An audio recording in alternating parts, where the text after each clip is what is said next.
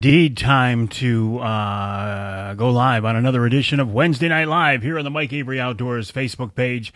So once again, here I am. My name is Mike Avery, and I am so glad to have you along with us on another edition of Wednesday Night Live. How was your day? If you were with me this morning in the studio, anything interesting happened to you at all today besides being cold and besides being snowed on? After I got out of the radio studio today, I spent 3 hours. 3 hours in line. Hey, Ed, I was just talking to you, Ed. I spent 3 hours in line today to be tested for COVID-19. Not to be tested for COVID-19 because I knew I didn't have that, but to be tested for the antibody because I believe I have been exposed to coronavirus. So I wanted to see if I have the antibody. Turns out I don't. So I have not apparently been exposed to coronavirus, which is good, right? Cameron, Bernie, Ted, nice to have you along with. Hello, Ross. How are you? Hello, Sherry from Freakin' Pickles. Ace, my friend, how are you? Ace, when this ban is lifted, I really want to take you fishing on the Angler Quest. We talked about it last summer. It didn't happen. I think this is the summer it should happen. The weather could certainly be better, right? I mean, the weather is crappy. Cold. It was spit and snow again today here where I live in the central part of the state. I will be in the turkey blind tomorrow morning. So I'm hoping... What is the weather for tomorrow? I haven't checked. Probably cold in the morning, right? But I'll be out there tomorrow. Would I have a reflection on there? I had something white on my mic one night, and somebody said it was driving them crazy. You don't need any fishing gear when you go fishing with me, Ace. I got it all. Besides that, it's trolling, so it's a very specialized type of fishing. This spot right here. I don't know what that is, but somebody said one night I had a piece of white lint on the mic and it was bothering them all night long. Also, what's changed is this microphone right here. Rain tomorrow, rain all day. Doggone it. This microphone right here, I turned it around because people said it looked like it was something weird. So I turned it around. Rain all day. If that's the case, I might choose to work tomorrow and then hunt on Friday. We'll see.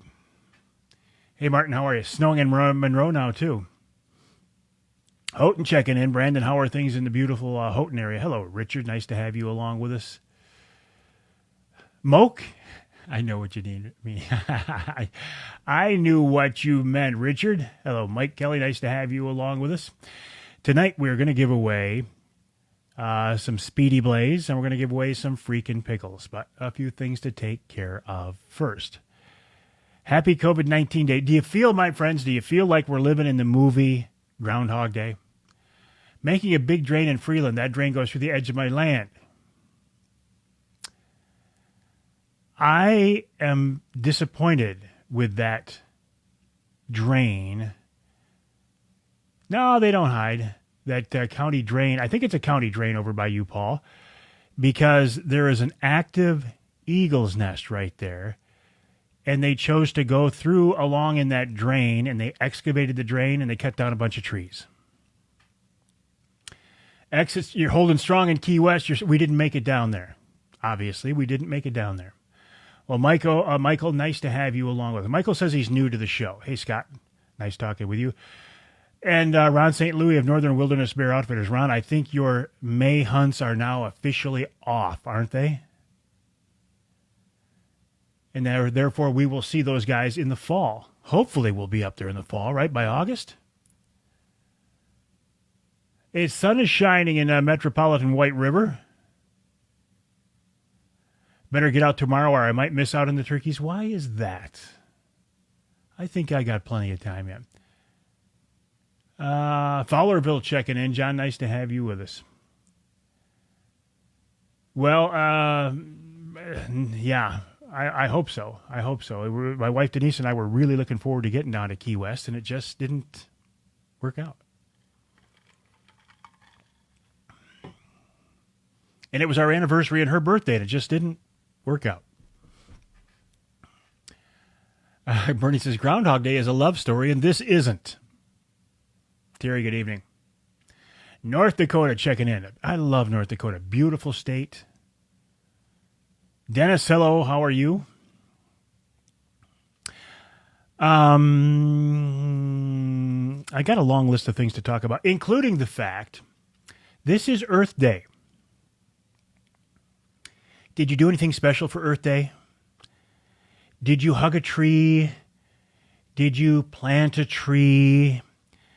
Did you put up signs in your yard? Did you post something on Facebook about how wonderful Earth Day is and about how much you care about Mother Earth and about how you really want to be a great steward of the earth and yada, yada, yada, yada? I think Earth Day is a joke. I'm sorry. I think Earth Day is a joke. And the reason I say that is we as hunters and anglers and shooters and trappers don't go along with Earth Day one day a year. Earth Day is year-round for us, 365 days a year, because we are the original stewards of the resource.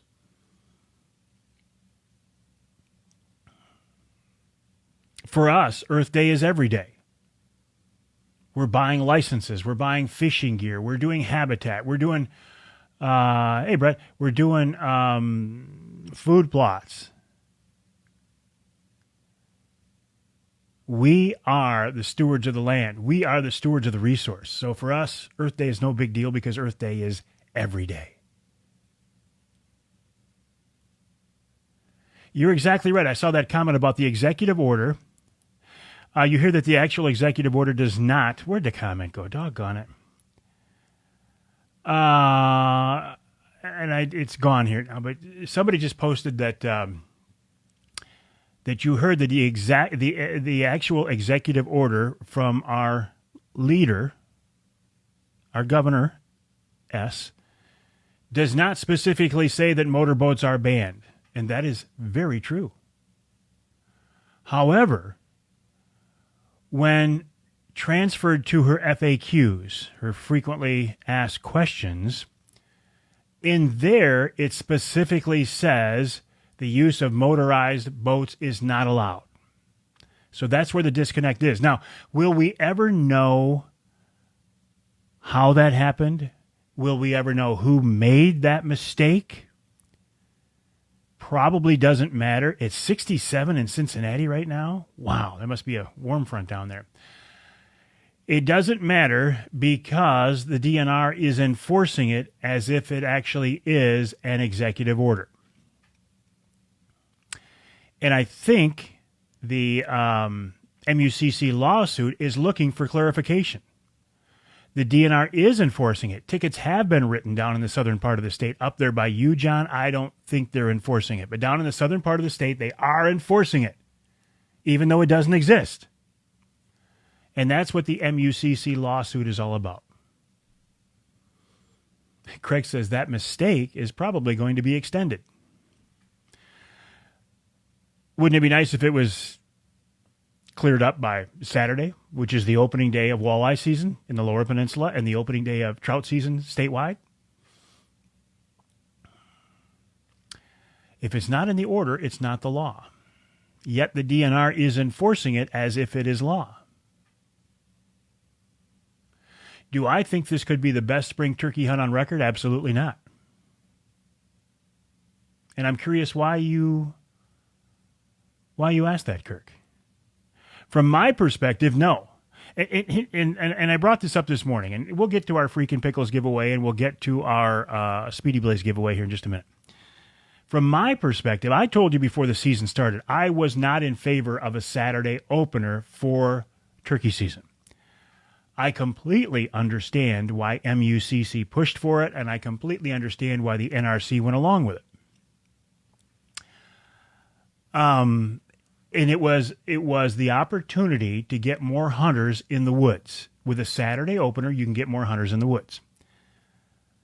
I didn't like the idea because I like a Monday opener because I have a flexible schedule. I like having a Monday opener so there are fewer. That's what the lawsuit is about, Stephen. And keep in mind, the governor's own frequently asked questions, where she goes through in her frequently asked questions, she says, yes, specifically, a motorboat cannot be used to fish with. So we're getting mixed signals. Anyway, I'm not in favor of a Saturday opener for turkey season from a purely selfish perspective. Because, and the DNR will tell you, the reason that we're never going to have a 2-bird limit in the springtime. No, they're actually writing tickets from what I've heard, Joshua. And I've heard this from people who say they've gotten tickets.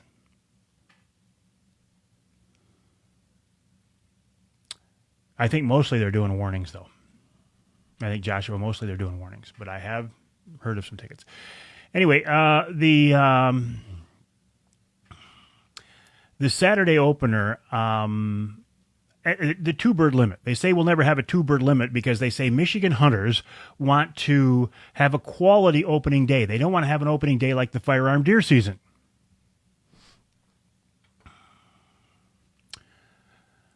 My Saturday opener seemed to me like it was the opening day of firearm deer season. I actually heard more shots Saturday morning. They are enforcing. I've heard they are, yeah. I actually heard more. How is it money, Kim? How's it money? Because it's costing the DNR money to enforce this right now because they're paying their DNR, their COs, they're paying them hazard pay. So it's costing them more money to enforce this. So I don't believe it's about money.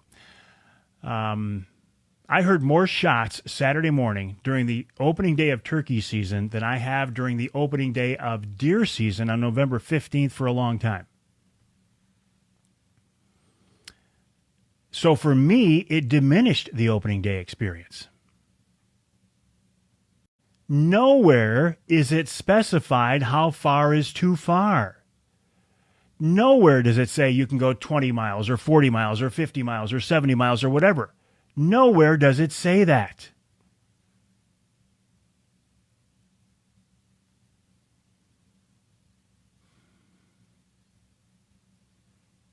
It'll be over May 1st, eh, Bill? I pray that you are right, that it is over May 1st. I hope and pray that you are right. Now, for the 5th time, you still haven't got your point across.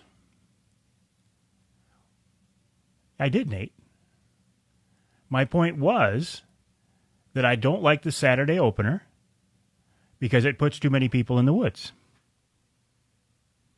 But that was the reason for the Saturday opener, to put people in the woods. And Nate, by this time of day, after doing a 3-hour radio show, 2 half-hour podcasts, coming home and doing some work, no way on May 1st. You said that today, huh? Trying to keep track of this, and everything else that's going on. Sometimes I don't stay as focused as I could. Plus, this brain right here is almost 62 years old. So sometimes my focus is not what it could be.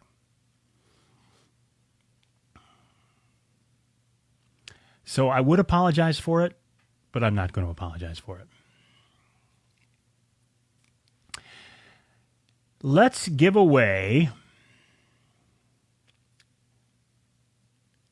some Speedy Blaze. Now, do you know what Speedy Blaze is? Let's start there. Speedy Blaze, I'm on the website right now, speedyblaze.com. And Speedy Blaze is a safe, clean alternative to firewood. It's safe to cook over. It's waterproof because it's sealed, yet it's made from recycled hardwood. If you would like to win 2 packs of Speedy Blaze, you have 3 minutes right now. Ed Bolanowski is standing by. Make your comments right now on why you should win 2 packages of Speedy Blaze. And Ed Bolanowski, you know, I got to be honest, Richard, I think I do a pretty good job as far as getting things. You're getting a pallet of Speedy Blaze. I think I do a pretty good job. And I would defy most people of my generation to sit here in front of this microphone and camera and computer and everything else and do much better job keeping track of things than I do. I would defy a lot of people 25 years younger than I am to sit here and do this and stay focused much better than I do. I know you are, Richard.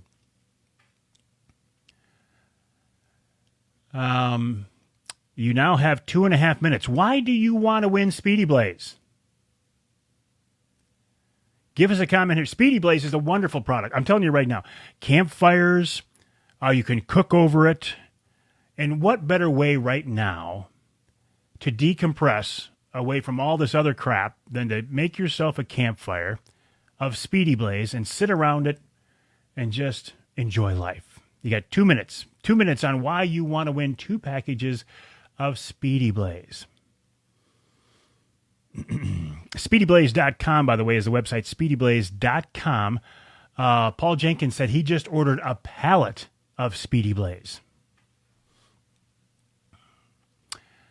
1.5 minutes on the Speedy Blaze. It is a neat product, and it's made here in Michigan. It's a Michigan-based product made in Michigan.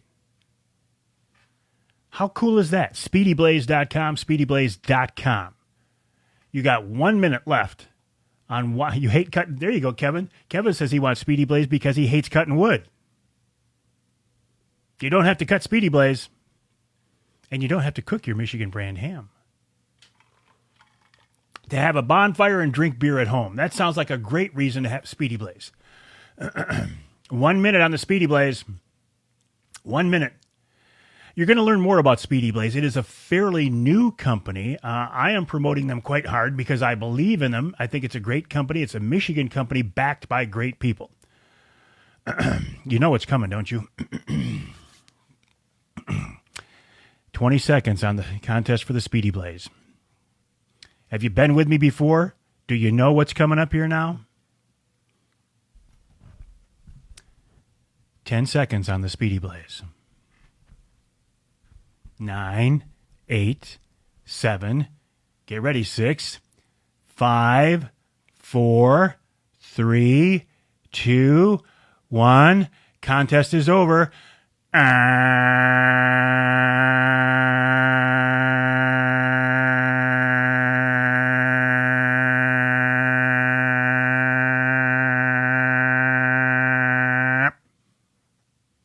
That's the buzzer to end the Speedy Blaze contest. Ed Bolanowski of Speedy Blaze will now pick the winner. Kaylee, all the forward stations sell Speedy Blaze, by the way. SpeedyBlaze.com, SpeedyBlaze.com. Ed Bolanowski is going to pick the winner of this week's Speedy Blaze. 2 packages of Speedy Blaze. Send me a private message. Jim Hassel. And Jim is down in Tennessee, by the way. Jim Hassel is the winner of this week's Speedy Blaze giveaway. Jim, send me your... I'm not even through yet, Paul. Send me your shipping address. I will pass it along to Ed, and you can win the 2 packages of Speedy Blaze. So, Jim, congratulations on that. Coming up here in a few minutes, we're going to give away some freaking pickles. Be careful how you say freaking pickles. I am COVID-free because I was tested just today, in fact. I should have brought my sheet down. I spent 3 hours in line today waiting to be tested, not for coronavirus, because I knew I didn't have that. I thought maybe I might have had a mild case or something, but to see if I have the antibody in my blood.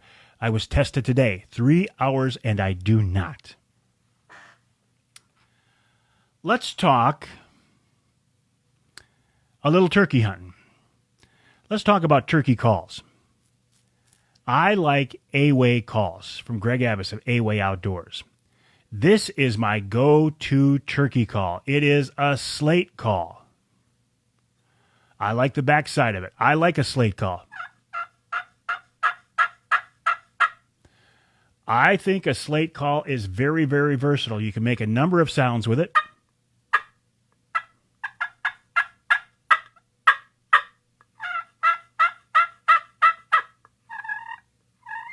Ooh, that was a nice squeak there. You can make a lot of nice sounds with a slate call. This is my go-to call. I love this. I love slate calls in general. Another call you might want, I do not have the antibodies. Another call you might want to consider is a push button call. This is also an A-way call. This is called the Turkey Trooper. You cannot screw up a push button call.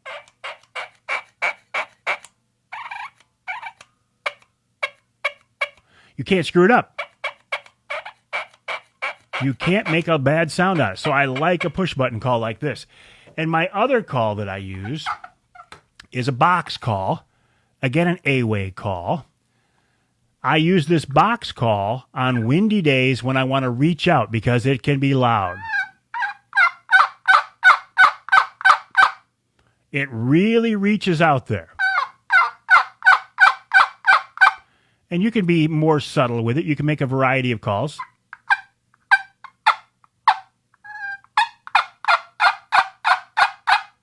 So those are the three calls that I like. A box call, a push button call, and my go-to call, a slate call. This is the one that I use 80% of the time, 90% of the time.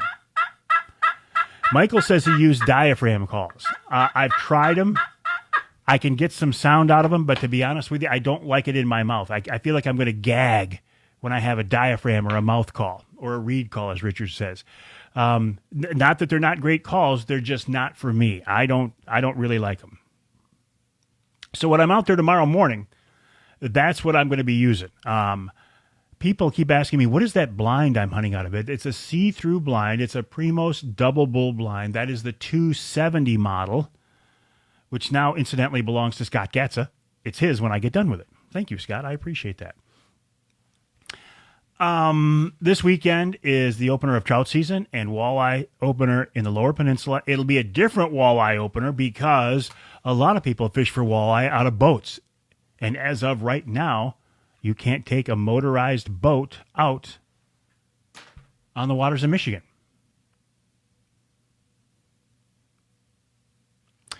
My fly fishing adventures. I'm getting better with my cast. Hey, Dale. Boning Archery, how are you, Dale? Retired from Boning Archery. Michael says, how much are those blinds? That is the downside of those blinds. Those Primos double bull blinds, at least last year when they first came out, were very expensive.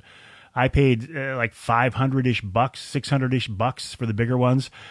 These days, there are some cheaper alternatives. I haven't used them yet. Baronet makes a see-through. I want to open that box so bad, Scott. If I get through tomorrow and don't see a bird, I might open the box anyway. They're quite expensive, but Baronet makes a much more inexpensive version. I have heard of some other options. Baronet is a good blind company. They make good blinds at a really decent price. And there's another company, Dennis Labine. Beaner, how are you? There's another company that I want to work with, that I will work with, that's coming out with a see-through blind that is having problems right now, because they're getting the blinds from China, as most blind companies are. Kaylee will be out for the trout opener. Nick Grillo was using a box call for his turkey this morning. Nick from Michigan Brand Meats, congratulations on your big bird you shot this morning. Nick's first bird with a bow. Nick decided to put down the shotgun, pick up his dart and crossbow. He shot a beautiful bird, and he got it all on video from 3 different cameras. I can't wait to see it. Congrats, my friend. You're looking great, too, by the way, Nick. Thank you. Hawk did come up with some new blinds. Yes. Hawk did come up with some new blinds. Very sturdy. Also a little on the expensive side. Their bigger ones are $1,000. They call it, what do they call it? The most permanent portable blind you'll ever find and the most portable permanent blind you'll ever see. So that's coming up. Can I get your opinion? Oh, you're serious with the flintlock, Scott. I thought you were kidding with me. Kidding this morning. You're actually trying a flintlock tonight. How cool is that? Good for you.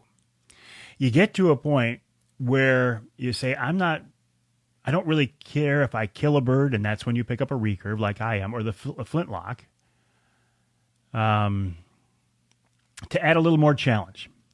With me,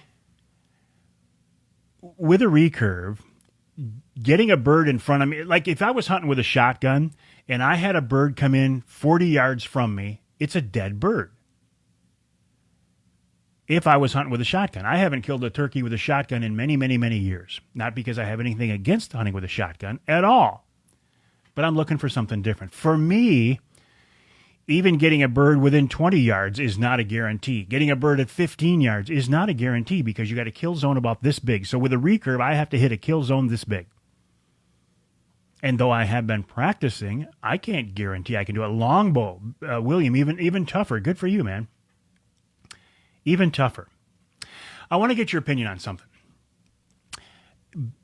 Because when I grew up, eagles were very, very rare. We didn't have eagles anywhere. I was over 30 years old before I saw my first eagle. So to me, every eagle is a big deal. So it broke my heart yesterday when I saw this. Where I live here, we have a lot of eagle nests, as we do across much of Michigan. Now, this particular eagle's nest is probably 75 yards off the freeway. It's at the junction of a freeway and a fairly major state road. And I saw a backhoe in there, a big backhoe, and they had opened up the ditch. I think it's a big county drain, but they'd gone through and done an excavation project.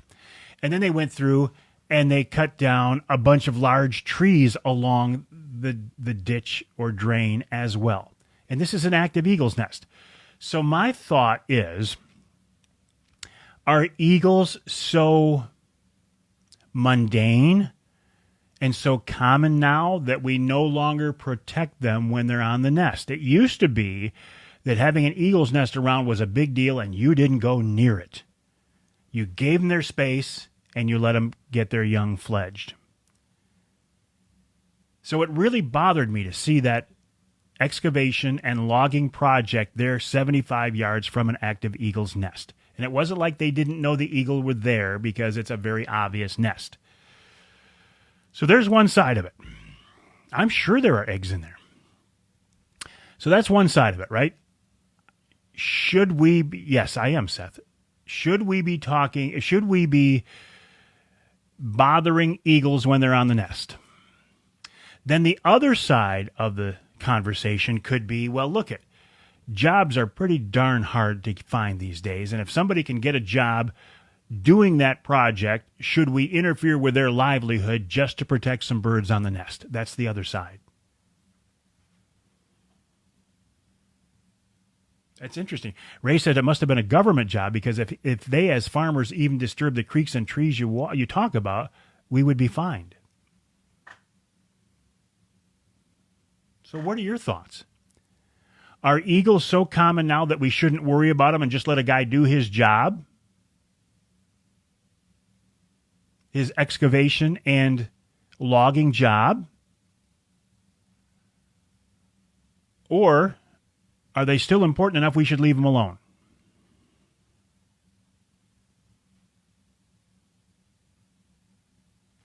Rob says, depends on where you are in Alaska. They're like flying rats. They are. In Alaska, when I was on Kodiak Island, the eagles were actually like seagulls. I think it's a county drain, so it would be a county job. And it's too late now. The work has already been done. And it looks like he probably spent a couple of days working that stretch right there by the nest. So it's too late. It's already been done. I don't know if the DNR, I don't know if the birds abandoned the nest, but I did see on the way home today that there was a bird sitting next to the nest. I just found it interesting. We have so many eagles now, maybe they're not a big deal. Well, I wouldn't have think they intentionally did it, though, either. But there's no way that guy sat there on that backhoe and didn't look off to the west and see that nest there. So it's an interesting question, right? I don't know the answer to it. I think a person, man, it is hard as it is to have jobs right now. If a guy can get a job doing that project, I get it. On the other hand, it's an eagle, for crying out loud. It's our national bird, and there's an active nest right there. Should we be bothering it? And I know a few years ago you couldn't. All right, it's 7:30. You know what that means? It means it's time to give away some freaking pickles. From our friends, the Harpin family. Freakinpickles.com. Oh, he had to look up, Dave. Everybody knows that nest is there.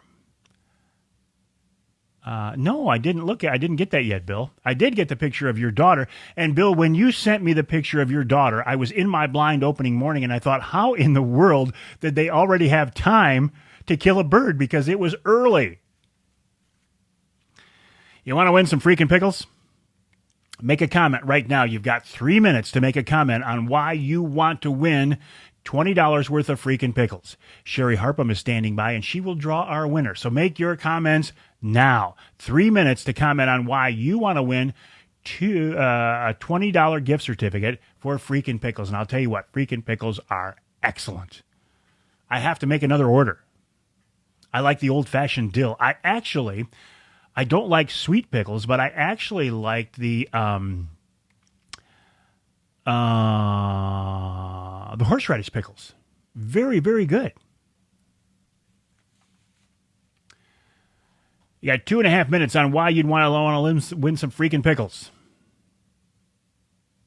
They're very, very good.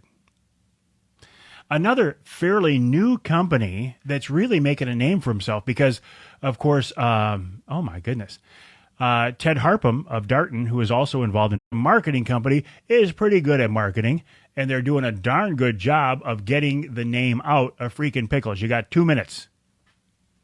2 minutes. Bloody Marys, I hear they're excellent in Bloody Marys. Actually, when I get done tonight, by the way, Craig, Rocky Mountain Elk Foundation, my mug right now is filled with Crystal Light. As soon as I get done, I'm going to put a shot of Maker's Mark in there. 1.5 minutes on the freaking pickles.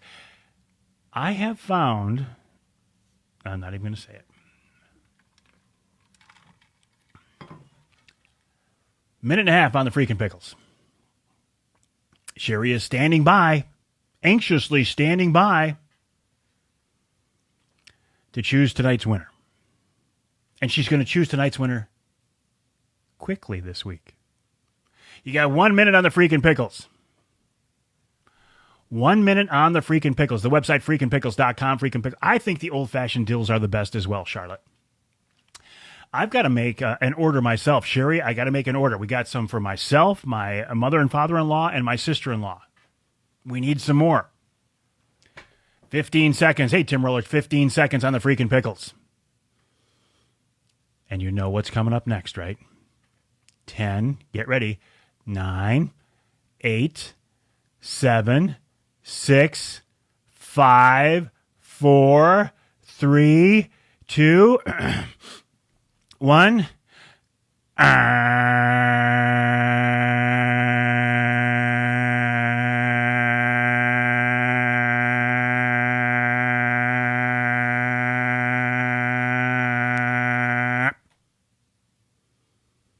That's the buzzer that ends this week's Freaking Pickles giveaway. I picked them at Outdoor Rama too. They were great. They are healthy. That's what I like about them, Ken. The Freaking Pickles are healthy. I'm trying to eat healthy. The horseradish pickles are excellent. And the Freaking Pickles are a very healthy snack. Now it's all on you, Sherry. Sherry Harpum. Hey, Dan, how are you? You want 10 more seconds? What do I hear? Neighbor kids outside? I heard something. It might have been the neighbor kids outside. It's pretty cold to be outside, though. Sherry, it's on you. Who's going to win? Doug Mental. You were quicker this week, Sherry. Doug Mental is the winner of the Freaking Pickles for this week. So, Doug, send me in a private message here on the Facebook page. Give me your shipping address. I will pass it along to Sherry, or message Sherry directly, whatever you want to do. Doug is the winner, and you will win $20 worth of gift certificates for some Freaking Pickles, and they are very freaking good. So thank you, Freaking Pickles, for giving those away. Nick Grillo, are you still with us? Can they get the Mike Avery Hunter sticks in Houghton?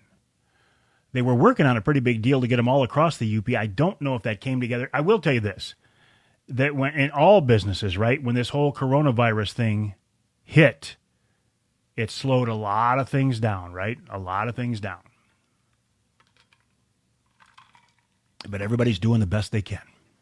So Jim, congrats on winning the Speedy Blaze. Doug, congrats on winning the freaking pickles. They're very good. Very good. And we will continue to do this. We're giving away Speedy Blaze, I think, for the rest of the month or another month or so. And then we'll be doing freaking pickles for a while. And then we might, we give away a Michigan brand ham for the holidays. Maybe when we run out of things to give away, and we're not going to because more and more companies are coming to me saying they want to give stuff away, including Killer Food Plots wants to start giving away product here on Wednesday Night Live. And maybe if Nick agrees, we might start giving away some Mike Avery Hunter sticks. But I don't want to go to that well too often because Nick Grillo has been and the entire Grillo family have been very generous on giving away products. So I don't want to be greedy. Don't want to be greedy. But I appreciate the partners and the giveaway. Shall I tell you who's on the radio show this week? Bill Hoffman. I'm so disappointed you didn't ask. Bill Hoffman, the most interesting man in Michigan, and his daughter, the most interesting girl in Michigan. Here's who's on the radio show this week. Dave Rose, and the topic is fishing opportunities from non-motorized boats, which is what we're dealing with as the trout and walleye open this weekend, at least the walleye opener in the lower. And then Nick Grillo joins me to talk about his hunt this morning and how he gave up a shotgun and picked up a dart and crossbow and took a beautiful bird all on camera. 3 different cameras he had running. So I'm looking forward to seeing the video. You can see the picture of Nick right here. Hey, Danny, how are you? Danny? Rocky Mountain Elk Foundation. In hour number 2, we need Airborne Angler for what? He was on the show last week. Seems like a great guy. I'd like to meet him in person for some time, but why do I need Airborne Angler? Mark Romanek is on in the second hour talking about the subtleties, the nuances, the finer points of trolling.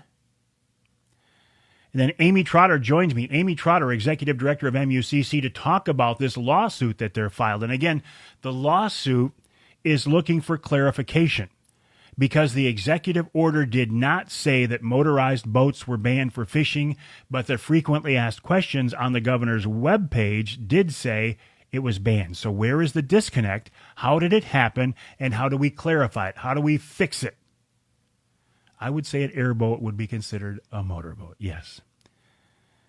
I don't have an airboat, never have, never will. Paul, to be honest with you, here in Michigan, if you're not on an airboat and they're on the water, they're kind of obnoxious.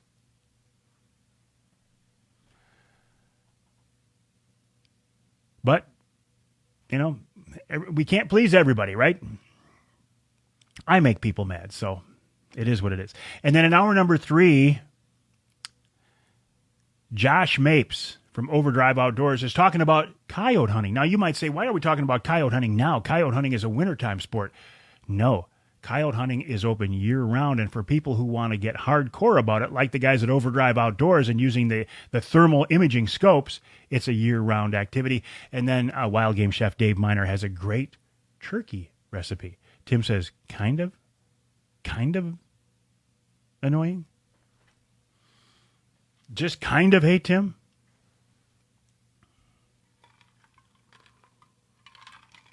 But people, hey, listen. People in a kayak could say that a guy going by them trolling is obnoxious. So, right? It's all a matter of perspective. Yes, I will post the MUCC interview audio this weekend when the rest of the show goes up. Craig, the reason I'm not going to post it in a separate interview tomorrow is I'm going turkey hunting. So much of my day tomorrow will be spent in the woods, in the turkey woods, in a blind, with my recurve in my hand, and making sounds like this. That's what I'm going to be doing tomorrow. I'm not going to be editing. I'm not going to be posting interviews. I'm going to be turkey hunting.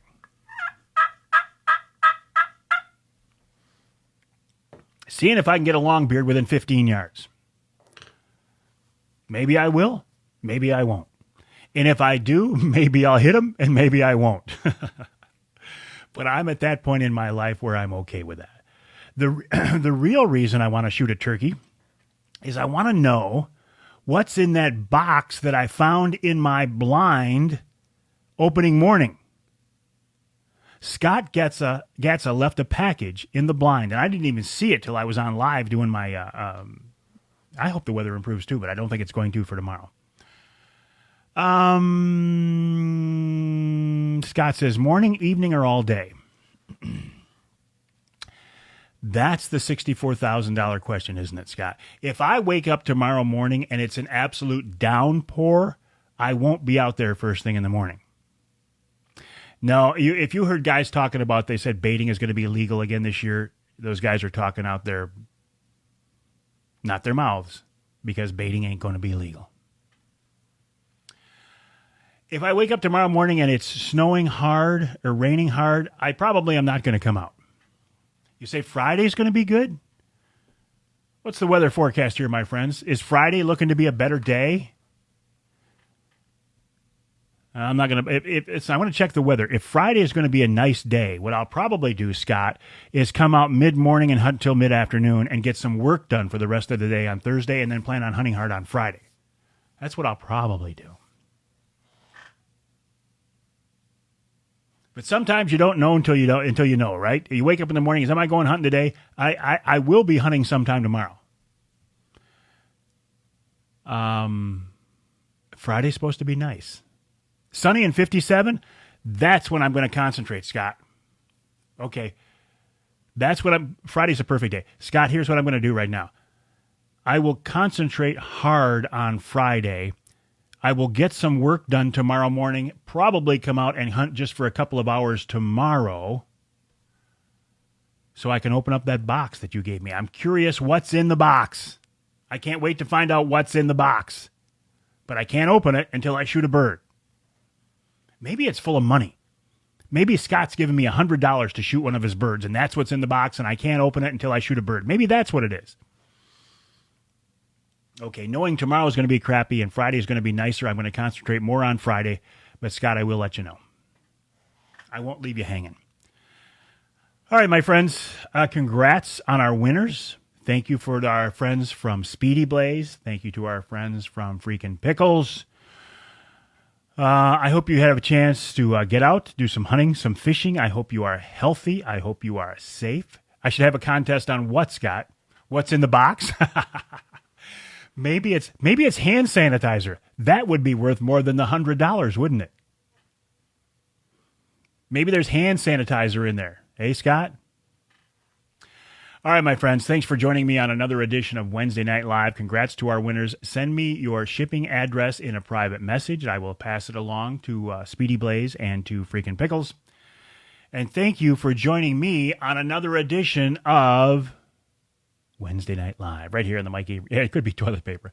Another edition of Wednesday Night Live.